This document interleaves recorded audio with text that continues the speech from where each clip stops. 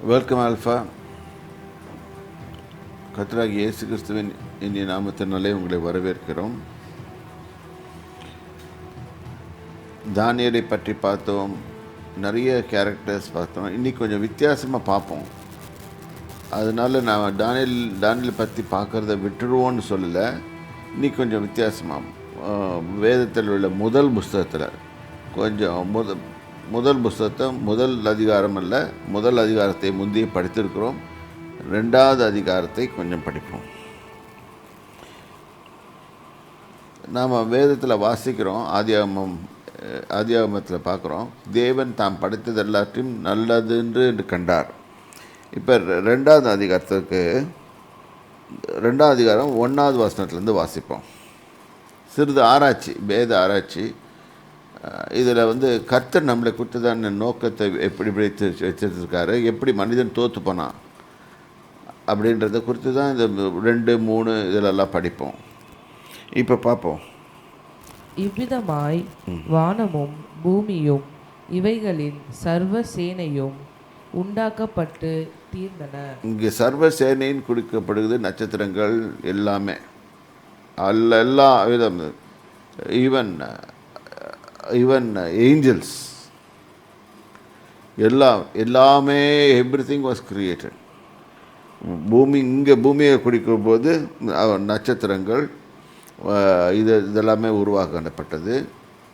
கர்த்தரால் இயேசுவால் உருவாக்கப்பட்டது. ஏனென்றால் அப்படி தான் வேதம் சொல்லுகிறது, எல்லாவற்றும் அவரை கன்றும் அவர் மூலமாகவும் அவராலேயும் உண்டாக்கப்பட்டது என்று பார்க்குறோம்.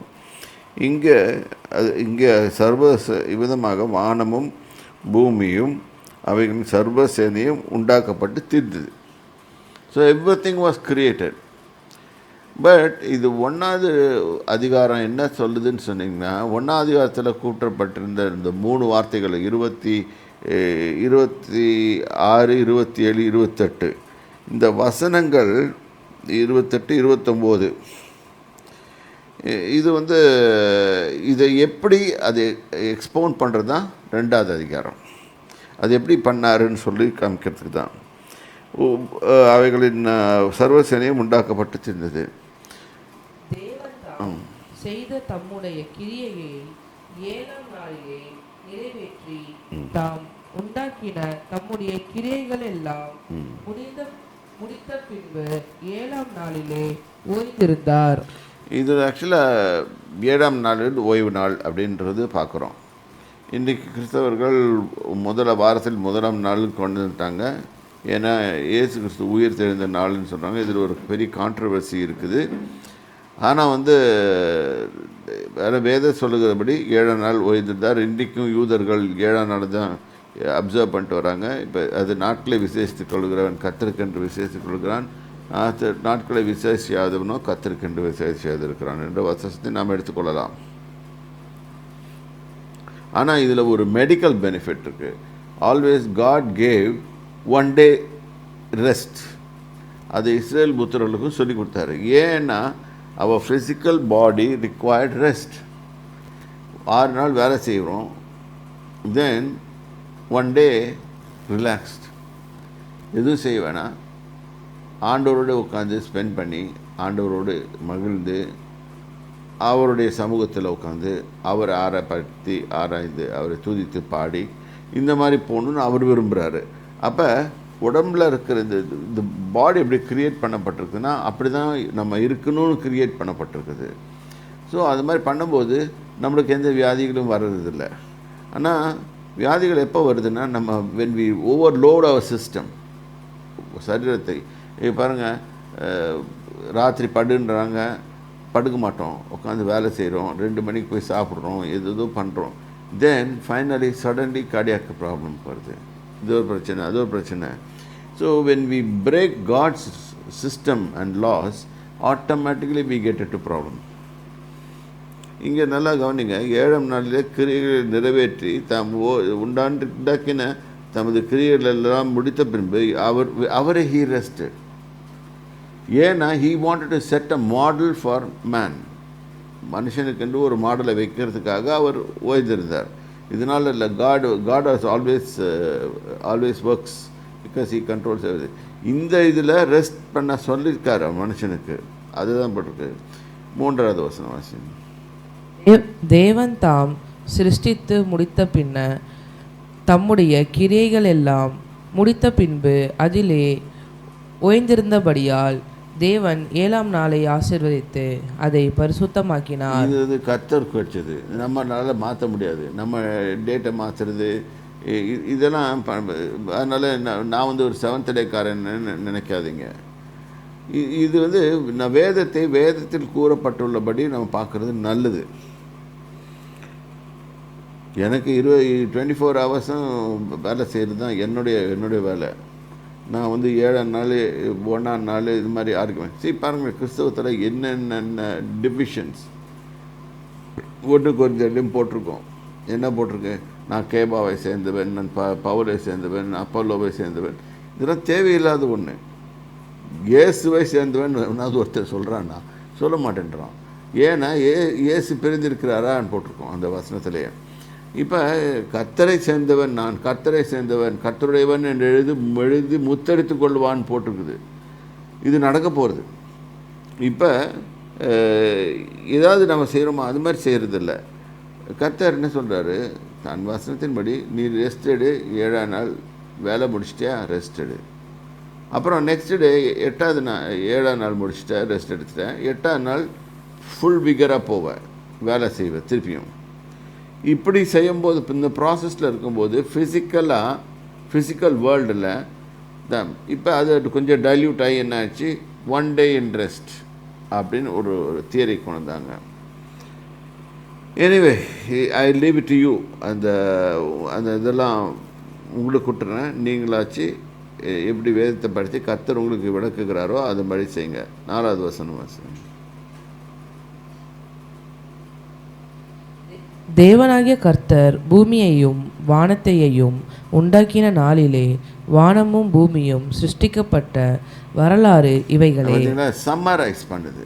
இந்த சாப்டர் என்ன பண்ணுது? இப்படி தான் பண்ணாரு அப்படின்னு சம்மரைஸ் பண்ணுது. அப்புறம் இங்கே தான் ஸ்டார்ட் ஆகுது மனுஷனுடைய வேலை.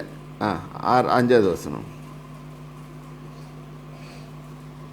நிலத்தினுடைய சகலவித செடிகளும் பூமியின் மேல் இன்னும் உண்டாகவில்லை, நிலத்தினுடைய சகலவித பூண்டுகளும் இன்னும் முளைக்கவில்லை. ஏனெனில் தேவனாகிய கர்த்தர் பூமியின் மேல் இன்னும் மழையை பெய்ய பண்ணவில்லை, நிலத்தை பண்படுத்த மனுஷனும் இருந்ததில்லை. இங்கே ப்ராப்ளம் என்னன்னா, மனுஷனுக்கு வேலை கொடுத்துட்டேன். மனுஷனை ஃப்ரீயாக இருக்கக்கூடாது, அவன் வேலை செய்யணும். அவன் தன்னுடைய தேவனோடு இணைந்து தன்னுடைய இருதயத்தையும் மூளையும் உபயோகப்படுத்தி அவன் க்ரியேட்டிவாக செய்யணும் அப்படின்றதுக்காக அவர் எல்லாத்தையும் அப்படியே படிச்சிருந்தார். அவன் பண்ணிட்டோம், இவ்வளோ தூரம் நம்ம பண்ணிட்டோம், இப்போ இவன் பண்ணிட்டோம். அதுக்காக தான் என்ன பண்ணிட்டார், எதுவுமே அவர் உண்டாக்கலை. அது சகலவித பூண்டுகளை இன்னும் முளைக்கவில்லை. ஏனென்றால் தேவனாய் கர்த்தர் பூமியின் மேல் மழையை பெய்ய பண்ணவில்லை, நிலத்தை பண்படுத்த மனுஷனும் இருந்தது. ஸோ இதை நிலத்தை பண்படுத்தி அதாவது அங்கே போட்டிருக்கோம்ல 1ஆம் அதிகாரத்தில், be fruitful, multiply, fill the earth, subdue it, dominate it. அதுக்கேற்ற மாதிரி இங்கே நீ தான் அந்த எர்த் சிஸ்டம் ரன் பண்ண வேண்டியது. இப்போ இதை உள்ள வருது, மேனேஜ் பண்ண வேண்டியது உன்னுடைய வேலை அப்படின்னு கர்த்தர் மனுஷனுக்கு கொடுத்துருக்காரு. இது புரிஞ்சுக்கிட்டா நம்ம செய்கிறது எல்லாம் கர்த்தருடையது, ஆனால் நம்ம தான் மேனேஜர்ஸ். நல்லா புரிஞ்சுக்கோங்க, we are not the owners. இந்த ஓனர்ஸ்ன்ற ப்ராப்ளம் வரும்போது தான் நான் we want this much அப்படின்ற போட்டியும் பொறாமையும் வெறிச்சலும் எல்லாமே வருது. nobody wants anything. செத்து போனோம்னா எல்லாத்தையும் விட்டுட்டு போக வேண்டியதுதான். ஆனால் நிறைய பேருக்கு அது நினச்சிருக்கு, I own this, I am the owner. No, for legal documents sake, yes, இது பண்ணுற. ஆனால் really even if you are legal, one day you have to go away. அந்த இடத்துல விட்டுட்டு போகும்போது as you pass it on to your children, but again you don't enjoy. அதான் Solomon எழுதி வச்சுருந்தார், எந்த ஒரு நாளும் அவன் போய் தான் ஆகணும், எல்லாமே மாயைன்னு சொல்லி எழுதி வச்சுட்டான். இப்போ இந்த இடத்துல பார்க்குறோம், மழையை பெய்ய பண்ணப்படல. அப்போ மழையை யாருக்காக பண்ணணும்னு வச்சுருந்தாரு? மனுஷனுக்காக. அந்த காலத்தில் மழையும் கிடையாது, பூமியில் பனி நிரம்பிட்டு இருந்துச்சு. பண்ணி பண்ணி அப்பொழுது மூடு பனி பூமியிலிருந்து எழும்பி பூமியை எல்லாம் நனைத்தது. ஏனென்றால் மழை வாஸ் நாட் ரிக்வயர்டு. மூடு பனியை நினச்சிது. பூமியை நிரப்புறதுக்கு வாட்டர் வாஸ் ரிக்வயர்ட். ஸோ மூடு பனி வந்துச்சு. அது பண்ணிச்சு. ஈவன் நிலத்தை டில் பண்ணி, தட் இஸ் கொத்தி பரம்படிச்சு. இப்போ வயலில் எல்லாம் வேலை செய்கிறவங்களாம் அப்படி தானே பண்ணுறாங்க. இப்போ தான் டிராக்டர்லாம் வந்துடுச்சு. டிராக்டர்லாம் டில் பண்ணுது. இது மாதிரி போட்டு அப்படியே விதைச்சிட்டும் போயிடுது. சில மெஷின் இருக்குது, டிராக்டர் ஃபில் பண்ணி அப்படியே டிராக்டர் பண்ணும்போது அப்படியே விதைச்சிக்கிட்டும் போயிடுறாங்க. இப்போல்லாம் அட்வான்டேஜ். இதுதான் கர்த்தர், அதுக்கு தான் அவனுக்கு பிரெயினை கொடுத்தாரு. அந்த பிரெயினை கொடுத்து அதை கண்டுபிடிக்க வைக்கணும். அதுதான் அவன் பண்ண உருப்படியான வேலை. ஆனால் கர்த்தர் அவனை தோண்டி தான் வைக்க சொன்னார். ஏனென்றால் தோண்டும் போது அவனுக்கு பாடி ஃபிசிக்கல் எக்ஸசைஸ் வரும். இன்னைக்கு அது இல்லாதனால, எல்லாமே மெஷின் வந்துட்டனால வியாதிகளும் பெருகியிருக்கு.